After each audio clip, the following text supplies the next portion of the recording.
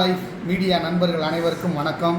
நாம் இப்போ பார்க்க போகிறது என்னென்னா, ஆணவ படுகொலை சம்பந்தமாக கடந்த 2 தினங்களுக்கு முன்பு திருநெல்வேலியில் கவின் என்ற இளைஞர் ஐடி ஊழியர் படுபயங்கரமாக ஆணவ கொலை செய்யப்பட்டுள்ளார். அதற்கு காரணம் என்னவென்றால், சுர்ஜித் என்ற நபர், அதாவது சுர்ஜித் நபர் யார் என்றால் கவினுடைய காதலி. பள்ளி பருவத்திலேருந்து அவங்க இருவரும் காதலிச்சிருக்காங்க.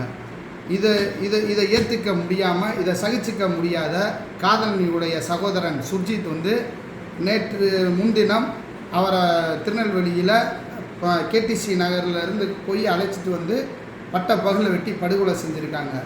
இப்போ நாம் பார்க்க வேண்டியது என்னென்னா, இந்த ஆணவ கொலையால் ஏற்படக்கூடிய மிகப்பெரிய தீமைகளை பற்றி தெரிந்து கொள்ள வேண்டும். ஏனெனில் ஆணவ கொலை அவசரத்தில் நாம் எடுக்கிற முடிவாக இருந்தாலுமே அந்த கொலையால் சுர்ஜித் மட்டும் பாதிக்கப்பட போகிறது கிடையாது. சுர்ஜித்தோட அம்மா மற்றும் சுர்ஜித்தோட அப்பா இருவருமே காவல் அதிகாரிகளாக இருக்காங்க, சார்பாய்வலாக இருக்காங்க மணிமுத்தார் பட்டாலியனில். அவங்களும் இந்த வழக்கில் வருவாங்க. இந்த 3 நபர்களுமே சிறைப்படுத்தப்பட்டு நீதிமன்றத்தால் நிச்சயமாக தண்டனை கொடுக்கப்படுவார்கள். அப்படி இருக்கும் பட்சத்தில் அந்த சுர்ஜித் வாழ்க்கை மட்டும் பாதிக்கப்படாமல் அவருடைய அம்மா அப்பா மற்றும் அவருடைய எதிர்காலமே மிகவும் கேள்விக்குறியாகி பாதிக்கப்பட்டுவிடும். எனவே ஆணவ படுகொலை சம்பந்தமாக இனி வரும் காலங்களில் ஆணவ படுகொலை நடக்காத வண்ணம் தமிழக அரசு, குறிப்பாக நெல்லை மாவட்டங்களில் இன்னும் மிகவும் பின்தங்கி இருக்கின்றது. இந்த ஆணவ கொலை மற்றும் இந்த கொலை சம்பந்தமாக அதிக அளவில் நாளுக்கு நாள் அங்கே நடைபெற்று கொண்டிருக்கிறது. அரசு கட்டாயம் ஆணவ படுகொலை இனி வருங்காலங்களில் நடக்காத முறையில் மேலும் கொலைகள் குறையாததற்கு மிகப்பெரிய காரணம் என்னவென்றால், ஒரு கொலை செய்தால் அதனால் ஏற்படக்கூடிய தீமைகளை அரசு பெரும்பாலான கிராமங்களில் உள்ள இளைஞர்களுக்கு தெரிவிக்க வேண்டும். ஏனென்றால் இளைஞர்களுக்கு தற்போது கொலை செய்வதென்றால் அது ஒரு விதமான கெத்து என்று நினைத்து கொண்டிருக்கிறார்கள். அதை கெத்து இல்லை. அதால் ஏற்படும் பெரிய குடும்பங்கள் ஏற்படும் பாதிப்புகளை நிச்சயம் அரசு ஒரு குழு அமைத்து தெரியப்படுத்த வேண்டும். இப்பொழுது அப்பாவி இளைஞன் கவின் அவர்கள் இறப்பிற்கு ஈடு செய்ய முடியாத இறப்பிற்கு அரசு என்ன செய்துவிட முடியும்?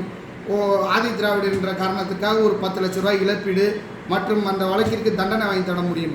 மற்றொரு கவின் இறக்காத வண்ணம் பாதுகாக்க வேண்டியதே இங்கு அவசியம். ஏனென்று கேட்டால், இப்படியே இழப்பீடு என்று கொடுத்து போன உயிரை நம்ம மீட்டு கொண்டு வர முடியாது. எனவே தமிழக அரசு நெல்லை மாவட்டங்களில் இருக்கக்கூடிய பெரும்பாலான ஆணவ கொலைகளை விரைந்து நீதிமன்றத்தில் நடத்தி அவர்களுக்கு தண்டனை வாங்கி கொடுப்பதும், கொலை வழக்குகளை பெரும்பாலான கொலை வழக்குகள் நீதிமன்ற நிலுவையில் இருப்பதை விரைந்து முடித்து அதில் குற்றவாளிகளுக்கு செய்த குற்றத்திற்கு தண்டனையை பெற்றுத்தந்தால் மட்டுமே இனி வரும் காலங்களில் இது போன்று நிகழாத வண்ணம் தடுக்க வேண்டும்.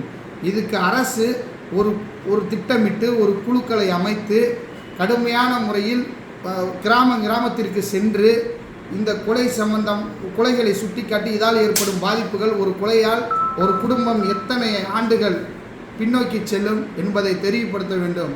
நாம் அனைவரும் இந்தியன். நாம் அனைவரும் யாரும் ஏற்றத்தாழ்வுக்கு உயர்ந்தவரும் இல்லை, தாழ்ந்தவனும் இல்லை என்ற எண்ணத்தை கிராமங்கள் தோறும் விதைக்க வேண்டும் அரசு.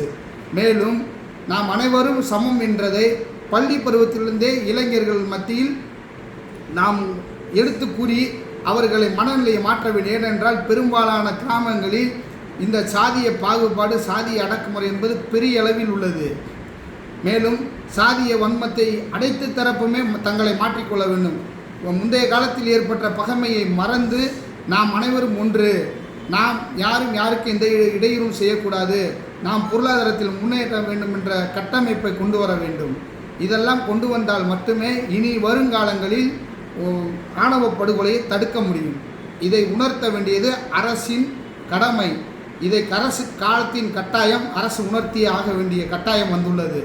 இனி ஒரு கவின் இறப்பதற்கு முன்பு அரசு நடவடிக்கை எடுக்க வேண்டும் என்பதே எங்களோட பணிவான வேண்டுகோள்.